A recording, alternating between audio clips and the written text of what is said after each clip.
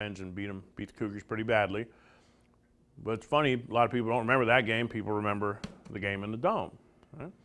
And so, in the end, I said, obviously the integration of U of H athletics was very successful for everybody involved.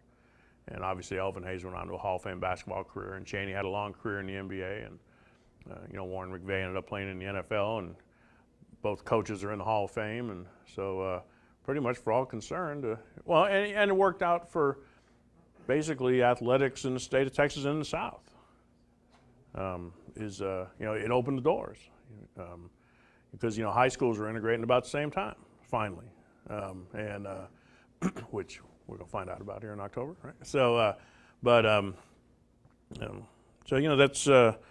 I guess it's kind of why I wrote the book and some of the things I found out about it, about the whole subject matter, things like that, and it's kind of like being a U of H graduate, it's kind of labor of love, so because there's really hadn't been a whole lot books written about U of H athletics. Well, this is basically it, but hard to believe.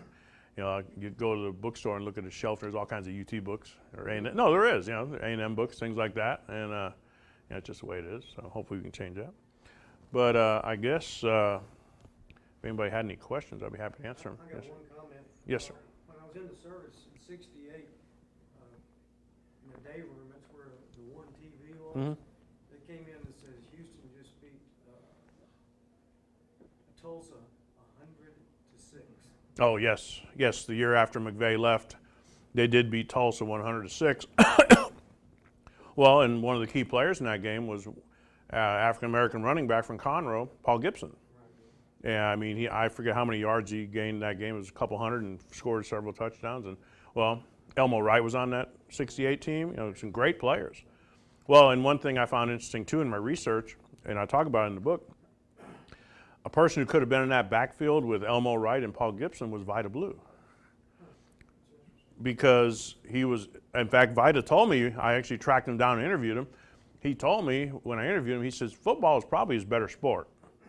Because he amassed like 5,000 total yards as a senior through he's quarterback, left-handed. And he was going to come to U of H.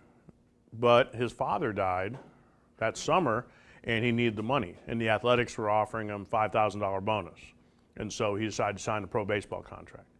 And he said the first plane ride he ever took was from Shreveport down to Houston. He said Coach Yeoman used to call him on the phone and he would sing to him. He would say, Vida Blue, where are you? Just kind of messing with him, trying to get him to come there and everything. Vida came to the Dome and they took him out. The Astrodome was a great recruiting tool. It really was.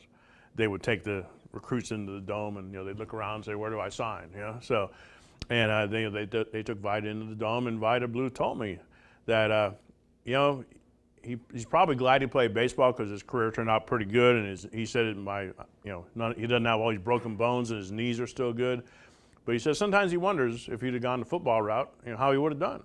So and just picturing him in the same backfield as Paul Gibson and having Elmo Wright as wide receiver. Well, Cliff Branch was there for a little while with the Cougars.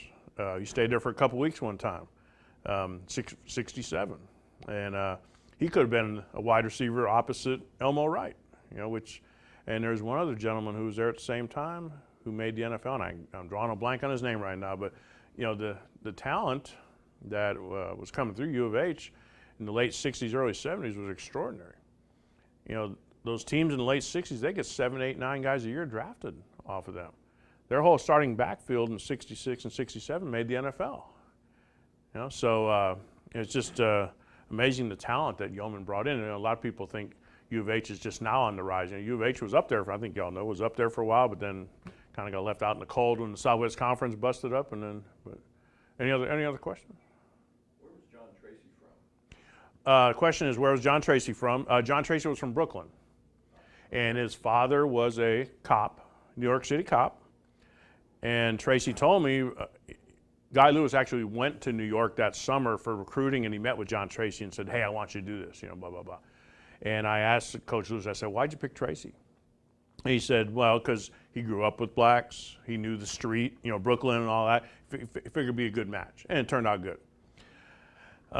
Elvin Hayes' roommate Oh, and Tracy would talk about it with his dad first.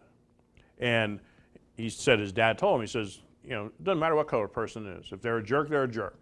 If they're not, it doesn't, and it really doesn't, all right?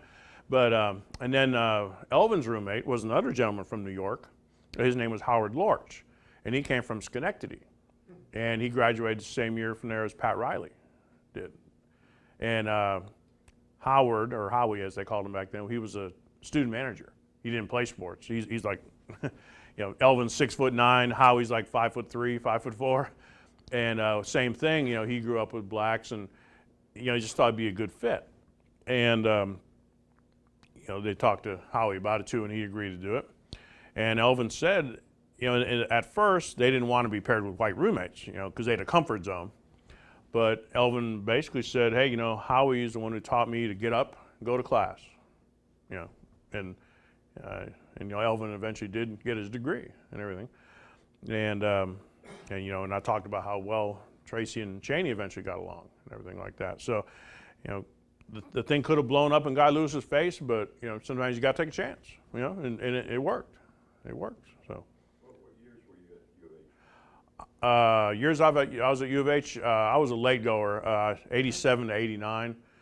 I got out of high school, I worked for a while, and then I decided I wanted to go back and get my 4-year degree, so I just quit and went.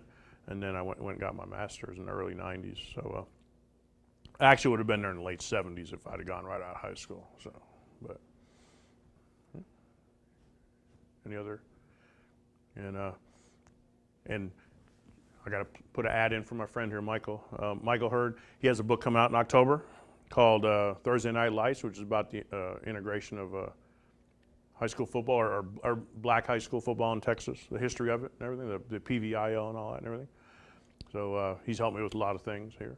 And but October, I believe, University of Texas Press. So, but then I have another one coming out hopefully next year sometime, which is on the integration of high school and college football in Texas. So, and that's at the publisher right now, and they're working on it and everything. So hopefully that'll come to pass. So, but any other? It's just so interesting that even though it happened earlier than a lot of other places, Mm-hmm. it took that long because U of H is right next to The Third Ward, down yes. the street and all that. Oh yeah,